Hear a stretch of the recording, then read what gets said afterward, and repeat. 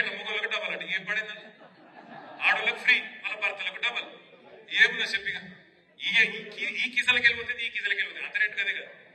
అట్లుంటది కదా కాంగ్రెస్ తో అందుకే చెప్తున్నా అరిచేతుల స్వర్గం చూపెట్టేటోళ్ళు ఎవరిని నమ్మద్దు వాడు కేసులు పీసులు రాస్తాడు ఇక ఏం రాసిన పేపర్ వాడు సిరిసిల్లలో ఏదో భారీ భూ కుంభకోణం నీ పొద కుంభకోణం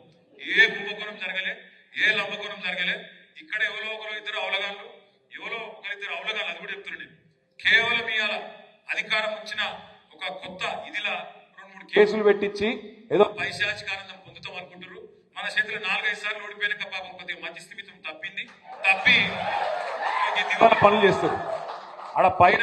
ముఖ్యమంత్రి ఎట్లున్నా ఇక్కడ ఈ అవలగాళ్ళు కూడా గట్లే ఉన్నారు నేను వాళ్ళందరికీ ఒకటే చెప్తున్నా మీకు కూడా ఒకటే చెప్తున్నా ఇవాళ మిమ్మల్ని ఏ ఊర్లో ఏ మండలంలో ఎవడెవడు సతాయిస్తుండో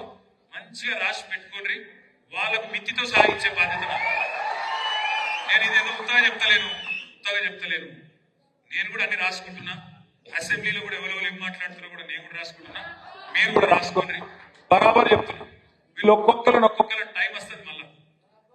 టైం మళ్ళా వస్తుంది ఎందుకంటే ప్రజలకు ఆల్రెడీ అర్థమైంది దేశపతి శ్రీనివాస్ గారు మొన్న ఇక్కడికి వచ్చిండు దీక్షా దివసం ఒక మంచి కథ చెప్పిండు మీకు యాదకుండా నేను మళ్ళొక్కసారి కథ చెప్తా మీరు వినుండ్రి అది తిన్నాక మనం పని చేసుకుందాం ఆ తర్వాత భోజనానికి పోదాం ఒకసారి ఒక జంగల్ అడవిలా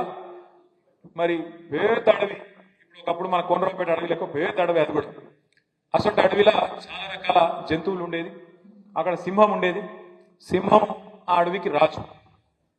అయితే సింహం కొద్దిగా డల్ అయింది ఎందుకో వయసు మీద పడ్డదో ఇంకోటి డల్ అయింది కొద్దిగా డల్ కాగానే కొత్త రాజు ఎవరు అని చెప్పినాడు